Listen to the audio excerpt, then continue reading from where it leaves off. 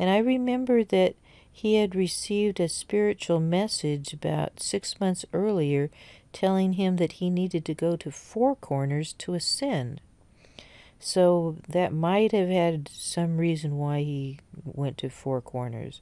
It might have had something to do with the completion of his ascension, of getting, the alignment of that portal he was created in his body and his soul selves. And so Marcus guided him to take or Marcus was in the body. I'm not sure how Joe's consciousness was blipping in and out of his body. I know Joe's was blipping in and out of his DNA in his body, because then the airplane, he had the airplane fly him back to Monterey. But as soon as the airplane reached Monterey, he got back into the airplane and flew back to Bakersfield again, where he had left his car. Then as soon as he got to Bakersfield, he got in the car and he drove to Mount Shasta. So some reason the angels were directing him to Mount Shasta.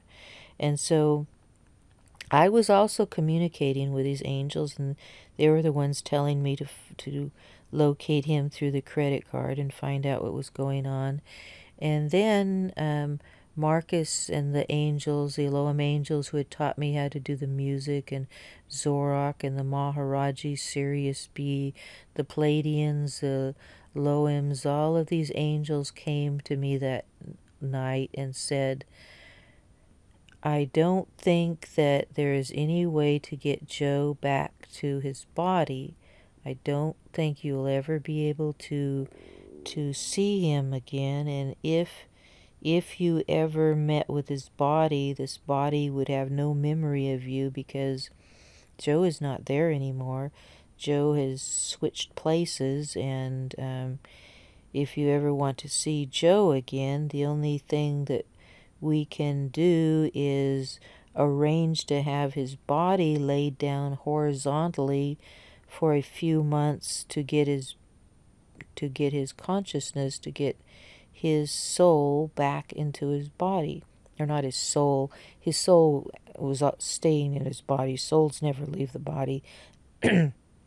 So his connection through his higher self to the other side, into the mind of God, to get that Job to come back into the body, they needed to do this event with his body.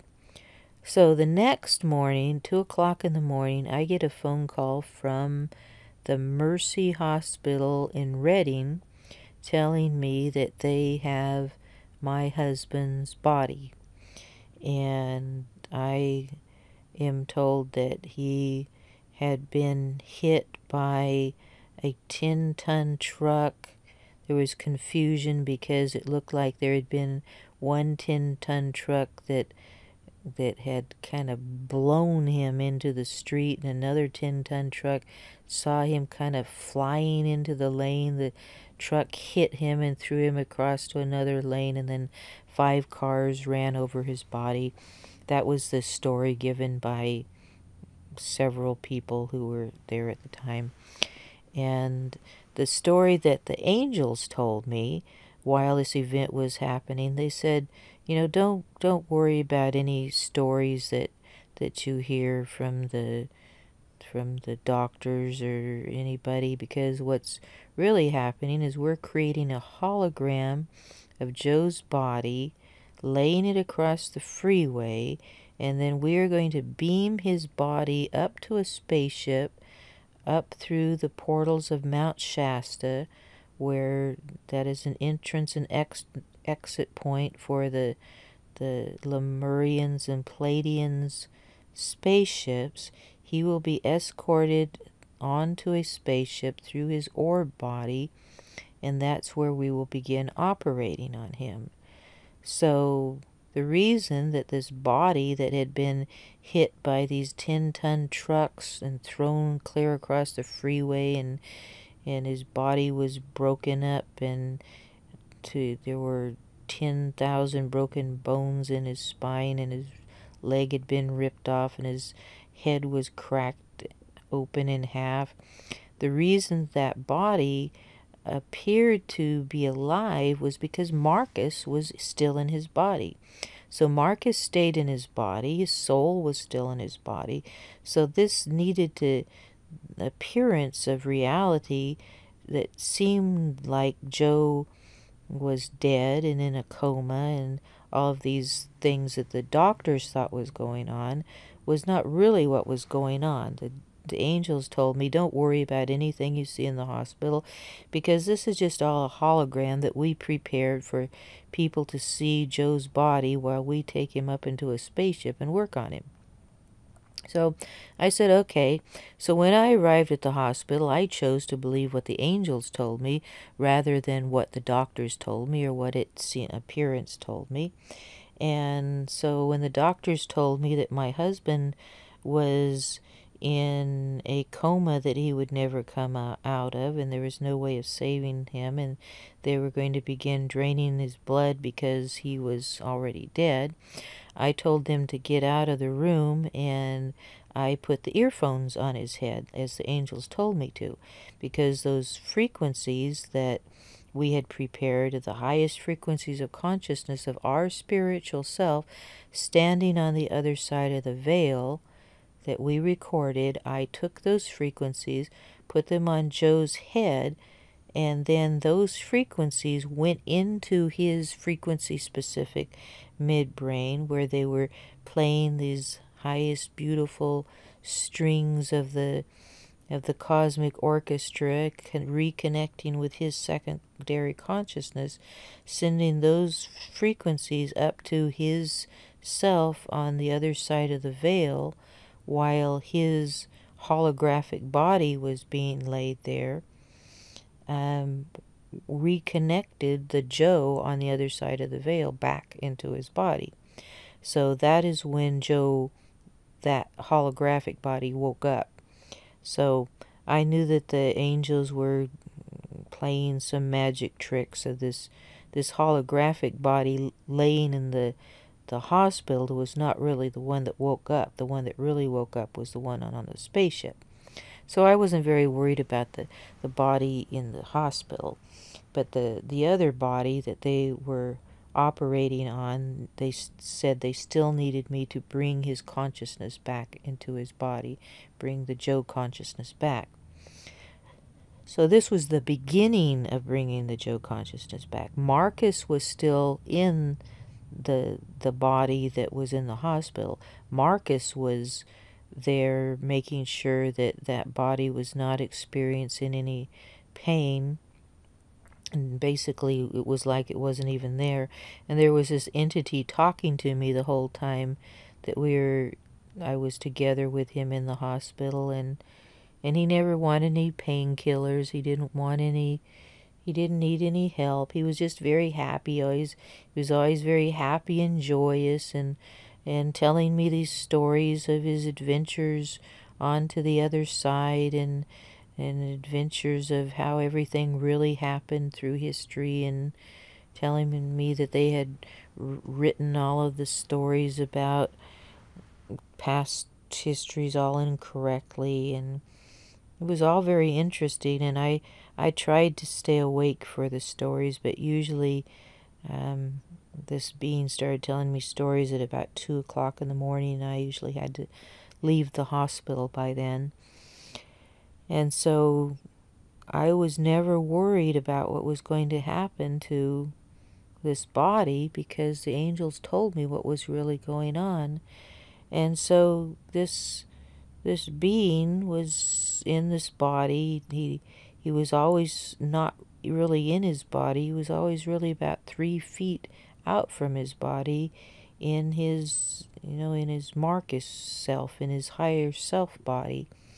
And he wasn't really feeling anything that was going on in the body.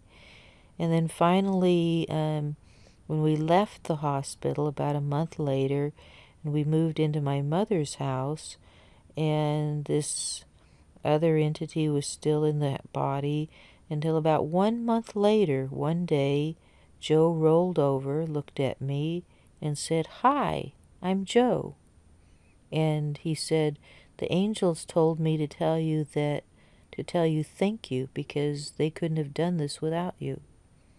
And so that was the story of Joe coming back to his body after going through this death experience.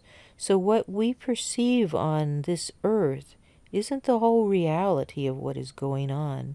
What seems to be people dying, or people leaving their bodies, or people in comas, usually means that their higher self has taken them on a journey to the other side of the veil, and they're having a great time. And then after they leave and they go see how wonderful everything is, they hear these voices calling them from their friends and their family, and praying and asking them to come back into their body. And so they come back down, and they hit their body. When they hit their body, it just feels, it's so painful and so horrible. And then they remember how wonderful it was on the other side. And then they decide that they really don't want to come back to their body. And that's when the soul makes the decision whether or not to leave the body. So the secondary consciousness can leave the body, go clear back to source, go clear into all these multidimensional versions of reality for as long as it wants to. It can be days, it can be weeks, it can be years, it can be lifetimes, it can be as long as they want to. So when people are in a coma, it means that their higher self, their secondary consciousness, has taken a trip to the other side. And then the soul, as long as the soul waits in the body won't die. And then if the secondary consciousness comes back to the body and decides that they really don't want to come back to this earth, they just really want to stay on the other side, then the secondary consciousness tells the soul, nah, it's time to close down. And then the soul decides, the soul is going to leave. When the soul decides to leave, then all of the cells in the body shut down, and the cells explode, and the body is gone, and there's no return after that. But as long as the soul stays in the body is still alive, whether it appears to be gone or not. It's just a body laying there with the soul watching over it. But as long as this body is really the soul, as long as the soul is in the body, that entity is there. And that entity and all of their experiences of all of their lifetime, all of their knowing is there. And that's what interconnects with the secondary consciousness, and what makes the decision of whether the body wants to have a new experience or not. And why is all this so important to know at this time? This is the time in the history of the human race when we are to learn that our reality and the reality of everyone we see around us is truly that spiritual self on the other side of the veil. All of these people that we see are not just these 3D consciousness of mortals with all of these limitations and problems. They are truly the spiritual self on the other side of the veil that just waits 3 feet above their head to take this journey back into that spiritual parallel universe of reality, of creation, where we came from, to come down and have this experience.